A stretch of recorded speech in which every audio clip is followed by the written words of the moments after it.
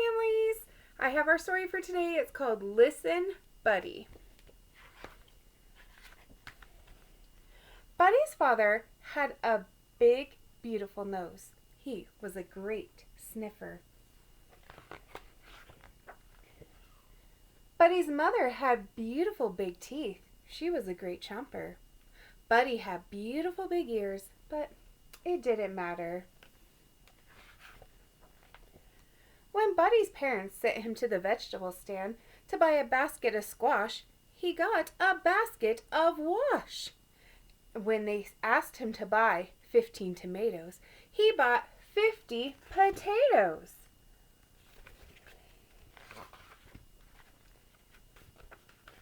Buddy's father said, "Listen, Buddy, will you please bring me a pen?" "Who?" asked Buddy. "You," said his father. "Will you please bring me a pen?" "A what?" asked Buddy. "A pen," said his father. "Will you please bring me a pen?" "Sure," said Buddy. Buddy's father said, "Listen, Buddy. Look at my friends. Instead of a pen, he brought a hen." That Buddy seems pretty silly.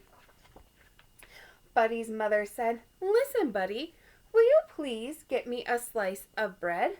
"Who?" asked Buddy. "You," said his mother. "Would you please get me a slice of bread?" "A what? Of what?" said Buddy. "A slice of bread," said his mother. "Will you please get me a slice of bread?" "Sure," said Buddy. Buddy's mother said, "Listen, Buddy." Ooh, instead of a slice of bread, he sliced the bed. Somehow Buddy's mind was always wandering too far away from those beautiful ears. His parents tried yelling, "Listen, Buddy!" They tried whispering, "Listen, Buddy!" But nothing worked. One day, Buddy got permission to go for a long hop. He had never before been allowed to go beyond the vegetable stand. "Listen, Buddy," his parents warned him. "Just remember, at the end of the road, there are two paths. The path to the left will lead you around the pond and back home. But the path on the right will lead you to the cave of the scruffy varmint. And that scruffy varmint has a nasty temper. So be sure to take the path on the left." "Right," asked Buddy. "Left," said his parents. "Right," said Buddy. And with a salute of his paw, he hopped away. Feeling very grown up, Buddy hopped along past the vegetable stand and on to the end of the road. "Now, let's see," he pondered.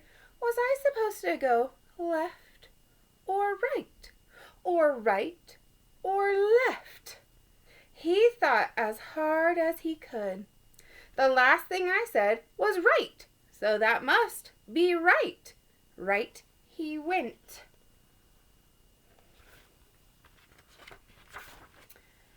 25 hops later, Buddy discovered that right was wrong. There in front of his cave was the scruffy varmint, doing scruffy things that varmints do, like snarling, musing his hair, rubbing dirt on his knees, and scratching a whole lot of itches. At his feet was a large soup pot. "What are you going to do with that soup pot?" asked Buddy. "What does one usually do with the soup pot? Bake pie?" said the scruffy varmint, not too kindly. "I'm going to make soup." "Some what?" asked Buddy. "Soup," said the scruffy varmint.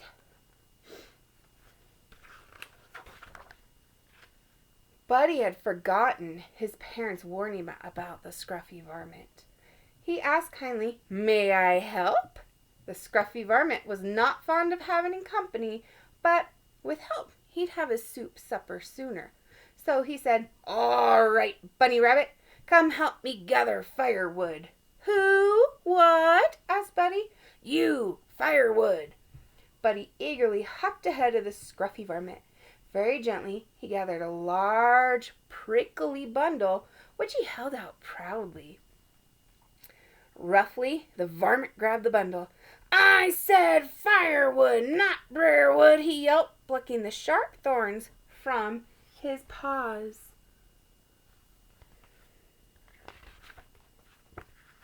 Later, when the pot was filled with water, the scruffy varmint lay against a rock, licking his paws and barking orders. "Hustle, Bunny Rabbit! Get the flour!" "Yes, sirree," said Buddy. Look at his flour. Do we put real flowers in our soup? So silly. 5 pinches of salt." "Yes, sirree," said Buddy. 15 tomatoes." "Yes, sirree," said Buddy.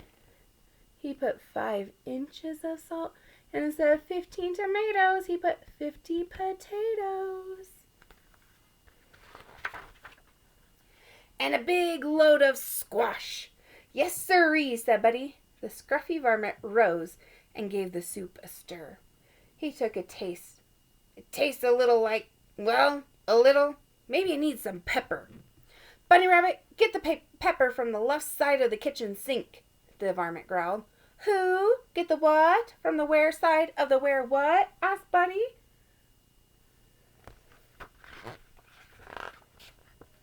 The scruffy varmint repeated, "Who? Get the what? From the where side of the where what? Never mind." He stalked into the kitchen and got the pepper himself and sprinkled it into the soup. "There," he snarled. "Now, Bunny Rabbit, put the soup on the fire." Buddy put the soup in the fire. The fire went hiss. So did the scruffy varmint. "I'll teach you," he howled. "I will have soup. Bunny Rabbit soup. And I know just the bunny to use. The bunny rabbit who never listens." Buddy listened. He also hopped very, very fast, faster than he had ever hopped in his life. He whizzed up the road, past the vegetable stand, and into the safety of his house. And a little later, when Buddy's parents asked him to bring him a pin or a slice of bread, Buddy listened.